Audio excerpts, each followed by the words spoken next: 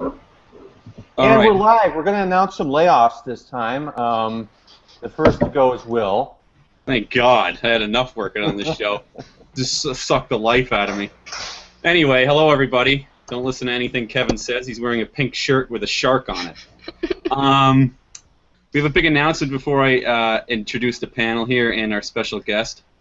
Obviously, our special guest is easily the best looking one on the panel. We're changing the name of the show from Beer and Bastards to Unbiased America Live, or UA Live for short, in order to get more high-profile guests on the show that perhaps don't want to come on with the name Bastards in the title.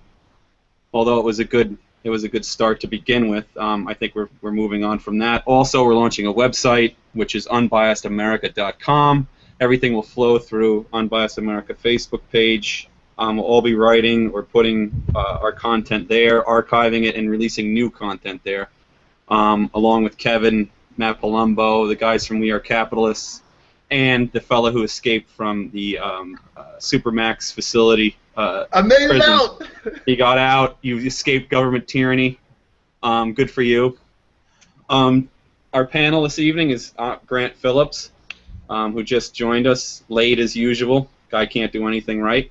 We also have Kevin Ryan, who's wearing pink, that's enough said. And Kevin Ryan, obviously, who's the administrator of Unbiased America. You should follow the page. Had a great meme, go berserk, this past week. It was everywhere. Grant is the purveyor of the Modern Libertarian and also writes at We Are Capitalists. We have Matt Palumbo, who's the author of many leather-bound books. He also got a new haircut. I think I announced that last week, but I'm just so proud of him, I'm going to announce it every week. And he's the admin at Being Classically Liberal. And we have our special guest, Whitney Davis, who's a noted anarchist. Also, you're going to USC grad school right now, right? Yes. Okay, which is an excellent private institution, although they do get a ton of federal money. I mean, I'm sure. We don't talk about that.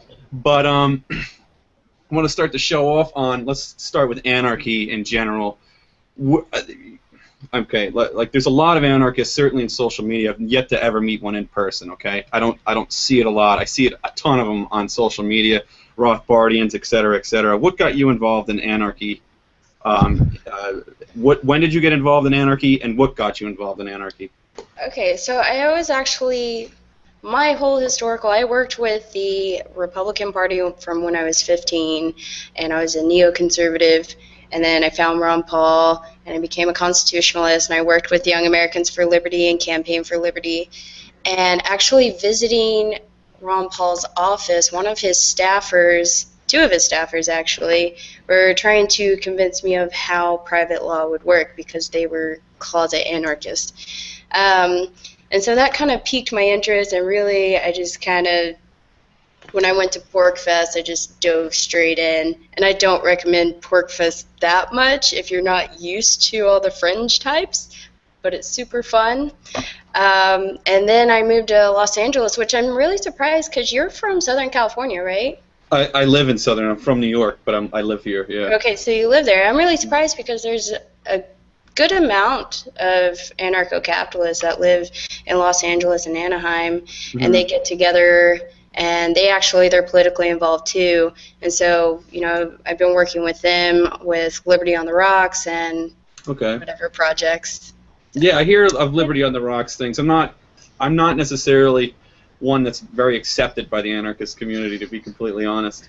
I don't consider myself one. I probably never will. But I mean, okay. I sympathize with their arguments. I just don't see many solutions coming from anarchists. I understand private law. I understand the failure of private law. I understand that, you know, there's certain necessities for a state or a government per se. Like, I mean, studying the founders and history of governments and political science, so on and so forth. I just don't see a lot of solutions in it. It's like I hear a lot of abolish this, a lot of abolish that. Certainly with the Federal Reserve. That's a huge issue with the messaging of anarchy, and I think David Friedman does a really good job. True, but David Friedman's a bit different. He's a cost-benefit analysis guy. He looks at government as the costs outweigh the benefits. Now, the Rothbardians are entirely different. Yeah. They hang on to an ideological thread rather than one that's rooted in some sort of reason and logic. I think David Friedman's wrong, but David Friedman has a point. His book, Law's Order, is excellent. He comes up, even he admits that there's a need for government in certain circumstances in his book, of which I would agree with him. His father obviously understood government to be an umpire. I think the framers understood government to be the same. But what do you, I mean, in today's world, how would an anarchist society handle certain things, such as foreign policy? I mean, let's say the government were dissolved tomorrow in the United States of America. How would it protect itself from, say, usurpers that are already in the country, people that want to take over via maybe they have more political support or they have a following? What happens to tyrants, usurpers, criminals in an anarchist society? Well, it's kind of... Okay, well, first of all, I don't think that many anarchists, and if they do, they're really stupid. I don't think that many anarchists believe that the government's just going to dissolve and then everything's going to be fine. Well, hypothetically, look, it's not going to happen. There's a completely different mindset between an anarchist and a statist, and it comes down to legitimizing theft, legitimizing murder, things like that. And so, honestly, if you look into guerrilla warfare, that's actually pretty effective. David Friedman, again, in the Machinery of Freedom, he goes into how national defense can work.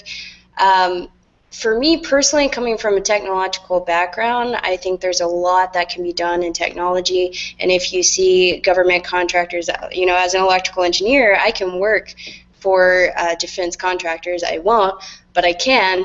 We already do that stuff anyways. We just get money from the government. So it really comes down to which you know, we were talking about the Export-Import Bank before, talking about Boeing, things like that. That's obviously inefficient. So I think that if you were to put it up, free it, and allow companies to compete, technologically we will advance to a point where you can protect against missiles. You can do radar systems, advanced radar systems. You can do, I mean, all that comes down to is technology, really. I'm not, it's hard for me to understand what's not understood, so maybe... Who pays for it if not a collective group of people, if not a government? Why can't individuals pay for their own defense? Well, because a militia going up against fifth-generation... And militia came about spontaneously through voluntary interactions. Militias, you don't need a centralized government to say, okay, well, we're going to attack these people. You know, there are neighborhood watches. Even, okay, hate to bring this up, but Black Panthers, they kind of get a bad rep, but actually they form their own private defense against the state, against police. And, you know, this happens, and people just don't really know about it. But we're talking about defense not against the police, but against communist China, who has, you know, an economy with that's, you know, a GDP, it's surpassing trillions of dollars now, with, again, fifth-generation fighters and main battle tanks and you know, now aircraft carriers. I mean, these things are out of the reach of any society. So why can't we have that? Why can't individuals join in a contract to share larger assets? People already do that anyways. Well, there's a free rider. You encounter a free rider problem. Yeah, I think that's a bigger issue. It's a whole. There's already a free rider problem. With the military? With the government in general. Yeah, with the military, there's, you know, the bottom 40% don't pay income tax. True. That's a problem. So there's already I mean, that's not... Actually, the bottom 40% get money from the federal government, but I think that's a wholly separate issue. Anybody that is making money is paying for the military, and when those people finally do produce, they will be paying for the military. But let's say that we are in an anarchist society, and you pay, and I don't feel like paying. Let's say I'm making money, and you're like, well, I got a group of my friends that pay, and I say no. Moreover, how would you combat a military like China or Putin's Russia? I mean, a lot of our military, the American military, largely keeps, or did up until obviously the feckless foreign policy of Obama, kept Russia out of Eastern Europe. Who keeps China out of Taiwan? I mean, these are a big deal to American security. That's a very complicated issue. I think it's a fair thing to bring up because when it comes to the Cold War, I mean, there are a lot of decisions that were made that I disagree with. Right. Was it really our business to be in Vietnam? Was it really our business to contain communism. Communism is a failed idea. It will fail on its own. Really, it comes down to defense of your homeland. Right. It is failed. So, You're correct. And it's going to fail every time it's been tried. But how many people need to die in the meantime? I mean, Vietnam, we went into Vietnam. It was horrible what the Viet Cong did to these people. If you look at 1973 when the military pulled out, there were people on scooters trying to get on the airplanes that were taking off. And in 1975, when the civilians pulled out, there were people desperately trying to get on anything they could to flee the country as they were massacred and thrown in prisons. I mean, look, there's a lot of things. I think that somebody at some country has a moral obligation to stop this stuff at some point.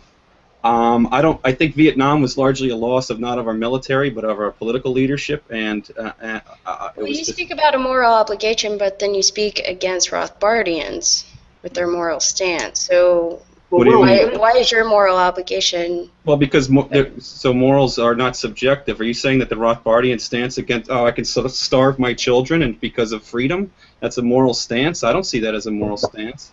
I see it as objective. Stance in that you do not have a right to aggress upon me. And I think anarchists and Rothbard would agree that all coercion is unjust, correct? Mm-hmm. There is no just all violent coercion. Well, I mean, what is coercion, right? Is it violence, or is it like a social order, like ostracization, shaming, name call? What would I'm curious. Okay, so your defense of state is. I'm not defending the state. I'm saying the state is necessary. Are you talking about? That's you defending the state. You think it's necessary. No. I'm not defending the state. I'm not talking about a certain issue where I'm defending the state. I'm saying a state is necessary, that there is a need for a state. I'm not defending anything. I'm just saying that there is a need. I'm defending the need for military? it. Well, that's one of them. That's your main issue. That is one of them. Also, law.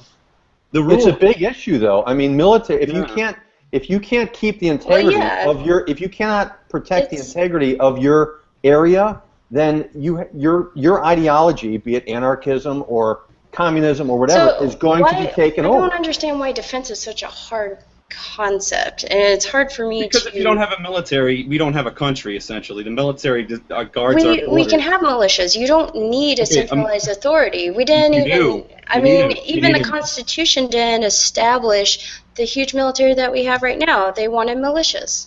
They said state militias. How is a militia going to go overseas and, like, I don't know, fight ISIS? Like, you're going to have all these. Why would we want to fight ISIS? Well, they're just an example. Would ISIS exist if we hadn't toppled? They're a metaphor for any foreign threat. So basically, ISIS is the fault of the. If the United States dissolved, all the terrorists would cease. All the terrorists would probably get a job. Russia would stop invading the Eastern Europe. China would cease to be a red China. Yeah, and that's where I'm coming into, because you're saying, well, let's just pretend that everything goes away.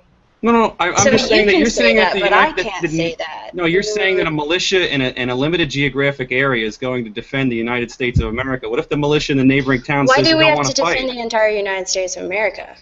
So you're saying that there are no. So were you saying there are no threats? I don't see why it has to be the entire. Let me get a base. So who's going to buy the aircraft carrier necessary to compete with China, if not a nation large enough as large as the United States? I would see individuals going in on contract to buy an asset. They do that with houses. They do that with land. They already do that. It's an asset. You can have enough a private citizen doing that. There's no incentive to. What's the point? They can just be. There's the free rider problem. What do you mean there's not an incentive? Let's get some structure here. This is a concern of yours. This is a concern of many. That's an Well, incentive. before you get, let me just make it like, okay. So let's say there's a carrier that's going to be $1 billion, and a millionaire can, let's say, pay for $2 million of it. What's the incentive for them to do that? I mean, if someone's footing the other $998 million, their $2 million in perspective is nothing. So there's going to be a free rider problem with these issues. I don't think it would cost that much anyways. What happens if I were to buy? Hold on a second. I think it would be much more affordable with competition. Let's get some structure here. Let's say I were to buy one, or Donald Trump were to buy an aircraft carrier or two and use it against another militia, the neighboring militia perhaps, to have them acquiesce to his sense of what law is. What if law is completely arbitrary? I mean, Hayek would disagree with modern anarchists. Bastiat would disagree in the same sense. I'm just wondering, how did Rothbard deviate so far from his predecessors but use their names at the same time? Hayek understood that if law is arbitrary, you have no law at all. This comes at great transaction costs. If I'm walking from one neighborhood to another, I don't know the rules of. I don't know the rule of law. I don't know how their militia acts towards my militia. I don't know what contract law they have. If there's an efficient common law, what arbiters handle what cases, what incentives are created by their system of law, or how arbitrary it is. I think you would have at that point tyranny. In my view of politics, I mean, I'm just taking a Hayekian stance on it. What is the Rothbardian stance? Is it like a I think what they call I can't speak for Rothbard. This is my own studies. I've only read one book by Rothbard. I'm not a Rothbardian anarchist, even though I do like some of his points that he makes. But so you say law is not arbitrary, but what makes you think it's not arbitrary? There's different laws in different states, different laws in different cities. Good question. That's a great question. Do you think that everybody has the right to life, liberty, and property? Are there rights that are endowed to the individual? I don't think there's any such thing as a natural law or natural right. Okay, so I don't have a right. I think it comes about through consequentialist acts. I'm a consequentialist. I think you would eventually come to a point where it benefits most people at one time to be cooperative than to be coercive. Okay, so consequentialist insofar as, you mean utilitarian? Maximizing utility? Overall utility? I've never identified as a utilitarian, so I don't really, because it gets a bad rep, and I don't want to have assumptions made about me based on that, because really, there's nothing wrong with that. Jeremy Bentham was. He's a brilliant man. There's nothing wrong with some people really do have a huge problem with that, and I think it's because of the moral people. Right. Not that there's anything wrong with morals. Morals play a huge part, too. Mm-hmm. But I want to know what our escaped criminal over there thinks about this. Because he's got this big shit eating. Well, obviously the government can't keep me contained. No, but go ahead, Grant. This is my thing, and I think it's, and I probably get aside a little bit more with Will and Matt and Kevin on this one. For anarchy to work in a practical sense, essentially every government in the entire world would have to be abolished simultaneously. No, that's not true. Because as we've been saying, the second the United States government, let's say, ceases to exist and the geographic area of the United States enters into anarchy, we have a lot of resources in the United States that would immediately become ripe for the taking. And I don't see I do a lot of work in manufacturing for the military-industrial complex, and I'm damn proud of it. And I don't see people being able to afford and innovate the type of technology that we produce. Okay, that's because you have no competition. You have no incentive to lower your prices. We have a lot. Oh, we have a lot. Hold on, Grant. Give her a second. Grant, give her 1 second, and then you can respond. No, because you get contracts. You get contracts. You're guaranteed that money. Okay, so Grant, are those contracts up for competition? Do you just get them? No, they're not. No, okay. we don't just receive them. First of all, I work for a tier 1 supplier to companies like Raytheon and Boeing and Lockheed Martin and Northrop Grumman, and they don't get those. They don't get those on just no bid contracts. It's always a low cost bid. And honestly, when we go to quote jobs for like Raytheon and everything, they put all the competitors on the board. They say, this guy's the lowest price, let's pick him. So really, it's not this idea of, oh, let's just give it to our friend. There is actually a very competitive market, and there's even government legislation that actually favors like women minority-owned businesses over Hub Zone and all that kind of stuff. But it's not that's a really misnomer about the military. So to address his first issue where he's saying, oh, you'd have to abolish everything, blah blah blah.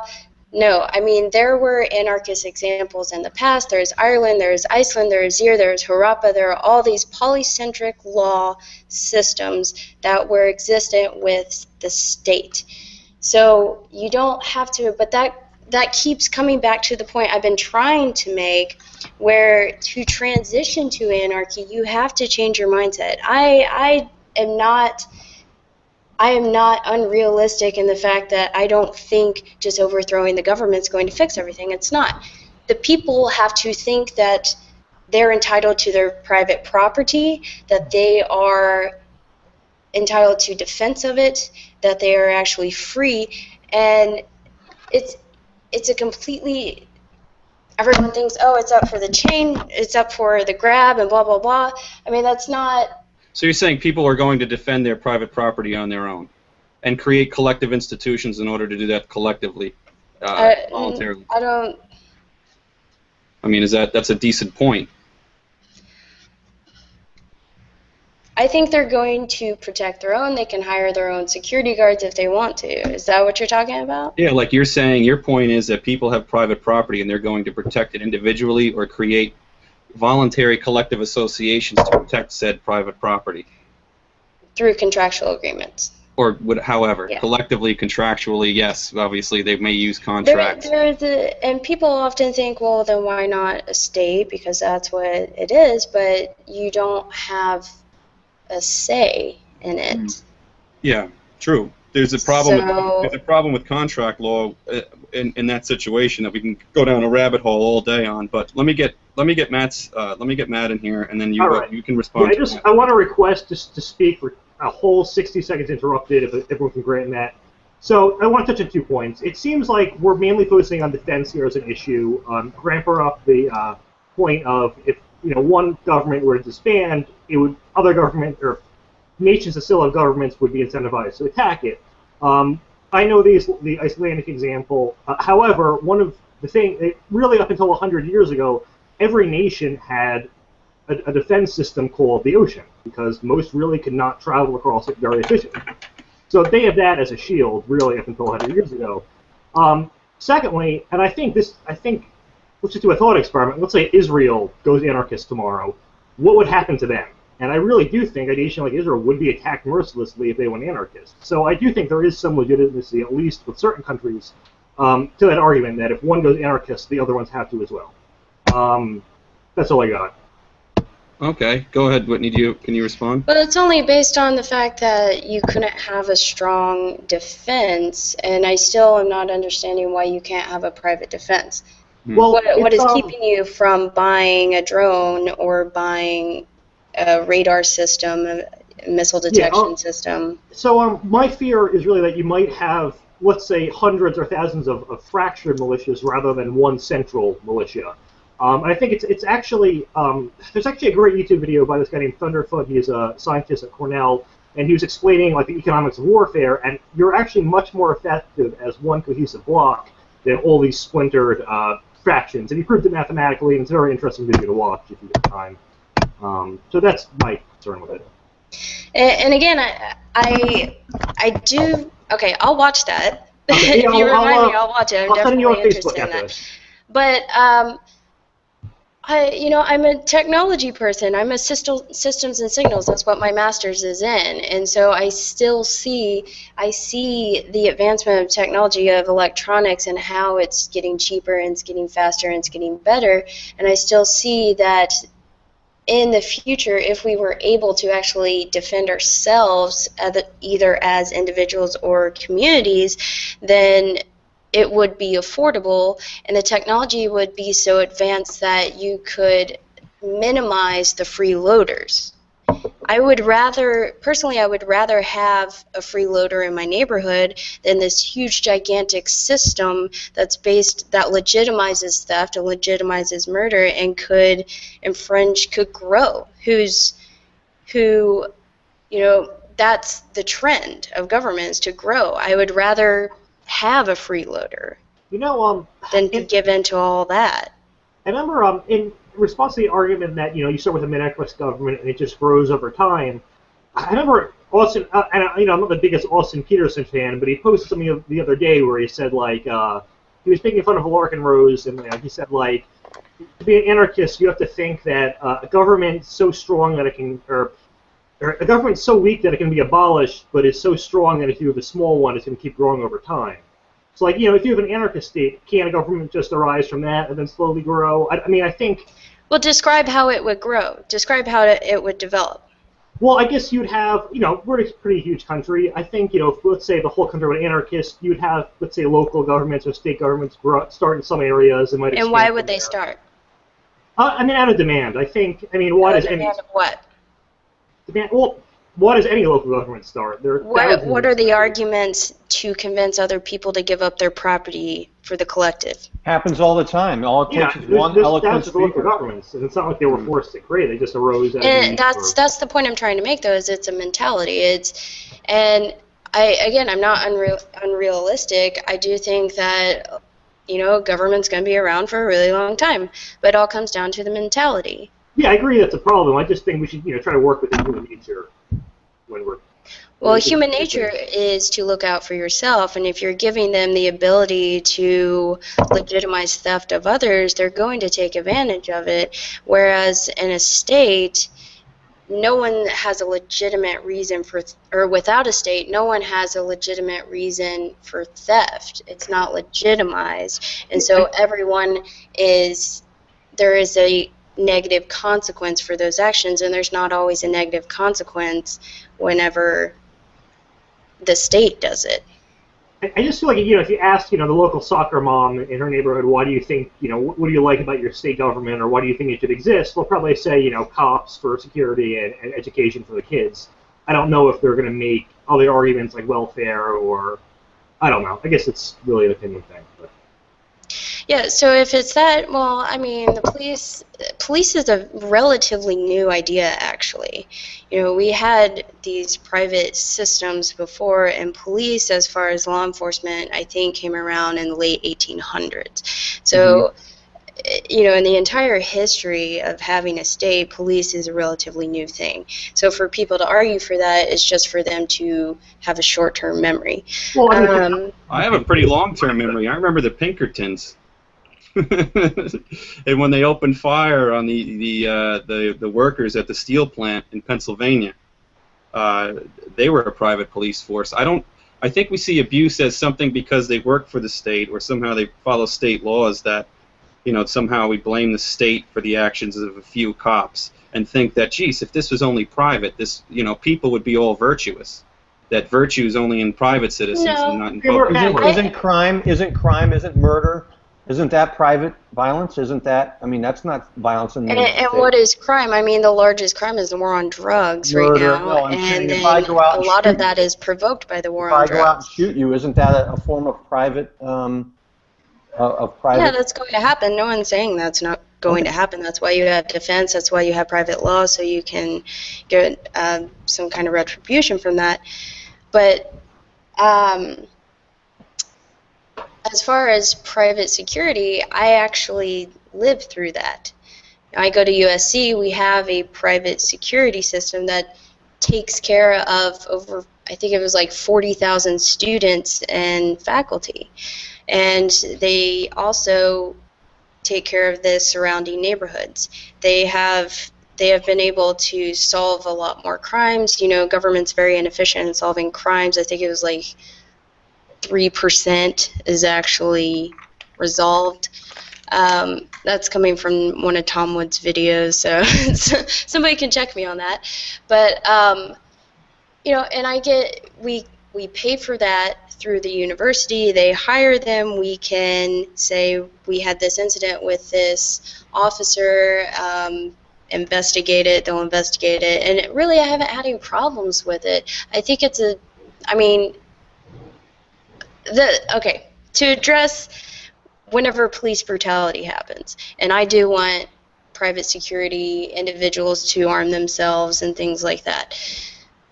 The problem with having police brutality in a state system is that they're generally not held accountable. And, if they're legitimized in the minds of the people, and that's why we see all these occurrences still happening, because they're not being punished. And people think they can do that through the state. I mean, then why isn't it happening? Again, it comes down to mentality. So you're saying that anarchy is a mentality? Yeah, it really Well, is. our government was built on a mentality called the civil society, which was born out of the Enlightenment period. That's why there's a difference between, say, Israel's government and the governments that surrounds it that are basically throwbacks to the 7th century. It's not that it's. I mean, look. Let's look at the Middle East, which is a case study. You have ISIS, which is a lawless band of thugs. They have their own system of law. Is theirs more virtuous than, say, I don't know, the people that they tyrannize and oppress in Iraq? I don't see a lot of like people coming together in Iraq to protect their families or to protect their homes from ISIS. I see them buckling and being killed. So I mean, I see a lot of anarchy there. ISIS received a lot of funding before from the U.S. Okay, I mean, do you have a that was source from on the their? government. Do you have a source on their funding? Who said that? Yeah. Are you saying that they got a lot of their equipment? It was before this whole issue, is when they were still in Syria and we were trying to arm the rebels, and they were part of the rebels. Right. I'll find the. But ISIS got a lot of their materials materials from taking over depots in Iraq with American weapons in them, and that's where they got a vast majority of them. That too, which. Yeah. Which is we're trying to help Iraq. It's a big difference really to say that ISIS they would exist anyway though. To say that Al Qaeda has existed for many years, Hamas has existed for many years. It came out of the Muslim Brotherhood, which is an offshoot of the Grand Mufti, and this is over 70 years ago. I mean, this stuff has been going on whether the United States is there or not. I don't know. Yeah, Christopher Hitchens said a great point. He said that like, to believe the argument that the terrorists are only this way because like, we attack their countries, you have to believe that the kind of people who are beheading people are only this way because we're so mean to them. And I just don't buy it. So I don't know. I believe we liberated a lot of Muslims in our time. I think in Kuwait, we liberated them. Slobodan Milosevic was slaughtering them. We liberated them. I see us liberating them more so than we've ever oppressed them. The Soviet Union were the ones that were really oppressing them, and I don't see any blowback for the Soviets. I see a lot of blowback for us. Last I checked, we were the ones that collapsed the Soviet Union. They pulled out of Afghanistan. And they get a lot of their weapons from the Soviets too, and China as well. So I don't know. I see that more as a proxy war from Red China and the USSR to be quite honest. I think with blowback, the thing to consider too is the extent of blowback. Like if we kill, let's say, one terrorist, and in the process we kill one innocent civilian, and let's say that prompts 10 people to become terrorists. Obviously that's bad, but if let's say for every 20 terrorists we kill, we end up creating one more in the process, well then there's blowback, but it's still a net positive. Admittedly, I don't know what the... Again, it goes to the civil society. One doesn't exist there. Our country, the Declaration of Independence, was born out of the civil society, which means people respecting other people's rights, accepting them as axioms, meaning that I accept, Whitney, that you have a right to life, liberty, and property. And it's not a subjective. It's not that, well, I'm a consequentialist. If I take her property and she comes at me with a gun, maybe I'll return it. If she doesn't, I'll just own her property, and it's not that big of a deal. I think that you know what I mean? Yeah. I'm using an extreme example here. That's the moral aspect, that a lot of, Rothbardians, it's not as defined as life, liberty, and property, but it does come down to essentially property, which encompasses all of those. And the thing is, this isn't easy to talk about. This is a very complicated. No, it's definitely complicated, and I'm like. It's definitely complicated considering that a lot of issues going on today are caused by the government. And so it's hard to just say, well, how do we take care of ISIS? How do we take care of this mess that happened from our foreign policy? But anyways, life, liberty, and property, when you're talking about the moral aspect, and this is something nihilists hate, but there is a real benefit to defining a moral aspect to those specific rights, because it lowers transaction costs, and that's an economic issue. And so it's still, it's not necessarily consequentialist, it's economic, where, okay, if we have a neighborhood where our common values are that we respect each other's property, then I don't have to invest as much in defense against these people. I don't have to buy a lawyer every time I interact hire a lawyer every time I interact with them, and it lowers transaction costs. There's a real economic argument for that, and you don't have, you don't need, I don't think you need a state to enforce that. There's an actual economic, voluntary interaction argument to be made for that. There is. You look, and a lot of the stuff, like you're saying, now you're getting into transaction costs, which is interesting, because before they were really strong states, people tend to take, like, collateral, or they would take a bond. So sometimes people would get into an economic transaction, certainly between countries and so on and so forth. In the absence of, say, reliable contract law, they'd take a family member as a bond, or something with that regard, and I don't see that as something that's acceptable. I see, like, in our common law, which tends to be relatively efficient. Look, which, by the way, English common law came about spontaneously, not through a centralized right. authority. The state came through spontaneously too. I can make the same argument for a state. Also, you can make the same argument in an anarchist. That's not really what spontaneously means. Oh. Spontaneous order is whenever it comes about through voluntary interactions and it's a mutual benefit. So you're saying the United States of America didn't come through a voluntary action? They just went to war? They were coerced into war? No, I do believe that the 10% that fought, okay. It wasn't the entire country that fought, and then they wrote up the articles and put them on. Then they imposed it on the people. Yeah. 10% would be like 30 million people today. It's not necessarily a small amount. Well, no, they imposed. From the king, going from the king, imposing taxes on the colonists, and then overthrowing the king, getting rid of those taxes, and then instituting the articles originally was an imposition on the colonists, per se. I'm trying to get a baseline. They imposed those articles on the colonists that were unwilling.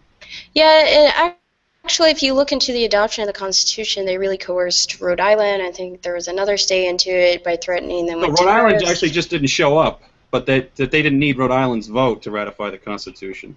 Rhode Island didn't go. I believe they threatened them with tariffs if they weren't going to adopt it. It would have been relatively hard to do that under the Constitution. Hence, the reason for the Constitution was because states under the Articles were doing exactly that.